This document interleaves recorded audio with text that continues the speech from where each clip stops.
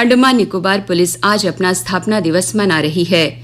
इस अवसर पर उपराज्यपाल एडमिरल डी.के. जोशी ने सभी पुलिस कर्मियों और उनके परिवार के सदस्यों को हार्दिक बधाई और शुभकामनाएं दी हैं।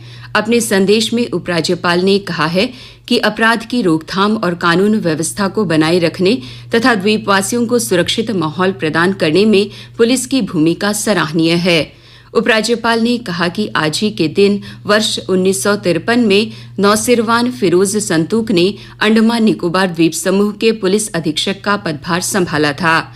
इस स्मृति में हर साल 16 जनवरी को अंडमान निकोबार पुलिस का स्थापना दिवस मनाया जाता है। पुलिस के योगदानों का उल्लेख करते हुए उन्होंने कहा कि कोरोना संक्रमण के फैलाव को रोकने में कोविड प्रबंधन के बारे में जागरूकता फैलाने, समुदाय से संपर्क बनाने और राष्ट्रीय दिशा निर्देशों का कड़ाई से पालन कराने में पुलिस ने अपनी महत्वपूर्ण भूमिका अदा की है। कोरोना महामारी के मुश्किल समय के दौरान पुलिस बल ने बिना रुके, बिना थके अपने कर्तव्यों का निर्वाह किया। उपराज्यपाल ने उम्मीद जताई कि अंडमान निकोबार पुलिस ऐसे ही पूरे समर्पण और ईमानदारी के साथ अपने कर्तव्यों का पालन करती रहेगी। पुलिस स्थापना दिवस के सिलसिले में पुलिस लाइन में परेड का आयोजन किया जा रहा है। पुलिस महानिदेशक सत्येंद्र गर्ग मुख्य अतिथि के रूप में परेड का निरीक्षण कर उपस्थिति को संबोधित करेंगे। पुलिस के जवानों द्वारा मार्च पास्ट किया जाएगा। प्रधानमंत्री नरेंद्र मोदी ने कहा है कि नया वर्ष देश में स्टार्टअप उद्यमियों के लिए कई संभावनाएं लेकर आया है। उन्होंने कहा कि देश आजादी की 75वीं वर्षगांठ मना रहा है। जब आजादी के 100 वर्ष पूरे हो जाएंगे, देश की प्रगति में स्टार्टअप की भूमिका बहुत अहम होगी। प्रधानमंत्री कल वीडियो कॉन्फ्रेंस के माध्यम से स्टार्टअप उद्यमियों के साथ संवाद कर रहे थे। उन्होंने कहा कि हर वर्ष 16 जनवरी को स्टार्टअप दिवस मनाया जाएगा। जब भारत अपनी आजादी के 100 वर्ष पूरे करेगा, उस भव्य भारत के निर्माण में आपकी भूमिका बहुत बड़ी है।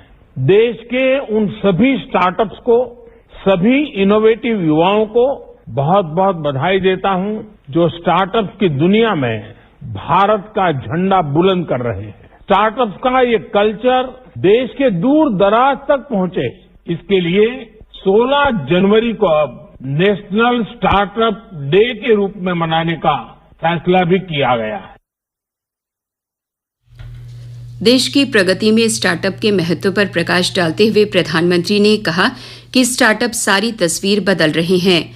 उन्होंने कहा कि देश के स्टार्टअप का स्वर्णिम युग अब शुरू हो रहा है। प्रधानमंत्री ने देश के द्वारा देश के लिए नवाचार का मंत्र देते हुए कहा कि भारत के स्टार्टअप आसानी से खुद को दूसरे देशों तक पहुंचा सकते हैं। उन्होंने देश के सभी स्टार्टअप को बधाई देते हुए कहा कि यह दुनिया में भारत का परचम लहरा रहे हैं। प्रधानमंत्री ने कहा कि हजारों करोड़ रुपए वाली ये कंपनियां स्वावलंबी और आत्मनिर्भर भारत का प्रतीक है। उन्होंने कहा कि दूसरे और तीसरे दर्जे के शहरों में बने कई स्टार्टअप में लाखों की संख्या में युवाओं को रोजगार मिला है।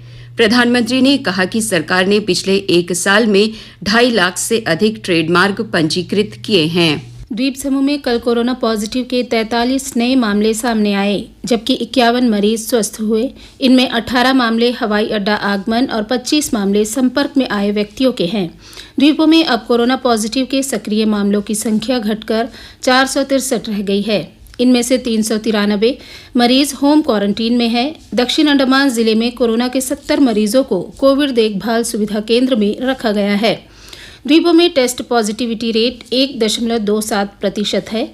कोविड टीकाकरण अभियान के तहत द्वीपों में 18 वर्ष से अधिक आयु वर्ग के लोगों को अब तक 6,982 टीके लगाए गए हैं। 2,97,592 लोग टीके की दूसरी डोज प्राप्त कर चुके हैं। द्वीपों में अब तक 15 से 18 वर्ष आयु वर्ग के 18,056 बच्चों को कोवैक्सीन का टीका लगाया जा चुका है। 2,586 पात्र व्यक्तियों को कोविड रोधी टीके की एहतियाती डोज लगाई गई है। द्वीप समूह में घर घर जाकर 15 से 18 वर्ष आयु वर्ग के बच्चों को टीका दिए जाने की शुरुआत कर दी गई है। इन्हें कोवैक्सीन का टीका दिया जा रहा है। कोविड-19 के नोडल अधिकारी डॉक्टर अभिजीत रॉय ने कोरोना के बढ़ते मामलों को देखते हुए अभिभावकों से अपने बच्चों को टीका लगवाने की अपील की है। कोविड-19 के बढ़ते मामलों को देखते हुए छौलदारी में रविवार को लगने वाली किसान हाट को स्थगित किया गया है। प्रशासन के जारी दिशा निर्देशों के अनुसार भीड़ को टालने के लिए आज से किसान हाट का आयोजन नहीं किया जाएगा। केंद्र ने इलेक्ट्रिक वाहनों को चार्ज करने के बुनियादी ढांचे के लिए संशोधित व्यापक दिशा निर्देश और मापदंड जारी कर दिए हैं। इन दिशा निर्देशों में इलेक्ट्रिक वाहनों के व्यक्तिगत स्वामियों और सार्वजनिक चार्जिंग स्टेशनों के लिए प्रावधान शामिल किए गए हैं। इलेक्ट्रिक वाहनों के स्वामी अपने वाहन चार्ज करने के लिए अपने घरों और कार्यालयों में मौजूदा बिजली कनेक्शनों का प्रयोग कर सकते हैं।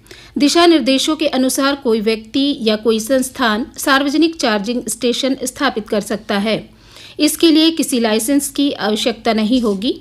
ऐसे चार्जिंग स्टेशनों में बिजली मंत्रालय, ऊर्जा कुशलता ब्यूरो और केंद्रीय विद्युत प्राधिकरण के तकनीकी, सुरक्षा और प्रदर्शन के मापदंड और तरीकों का पालन करना होगा। शिक्षा विभाग ने एक बार फिर से सभी पात्र अध्यापकों और स्कूल प्रमुखों से अधिक संख्या में अंडमान निकोबार अध्यापक पुरस्कार 2021 के लिए आवेदन करने को कहा है। इस पुरस्कार के लिए 19 जनवरी तक आवेदन किया जा सकता है। अध्यापक शिक्षा विभाग की वेबसाइट या teachersaward.andaman.gov.in पर जाकर ऑनलाइन आवेदन कर सकते हैं। इसके लिए उन्हें वेबसाइट के होम पेज पर जाकर पंजीकरण करना होगा। पात्रता और आंकलन से जुड़ी शर्तें भी वेबसाइट पर उपलब्ध हैं।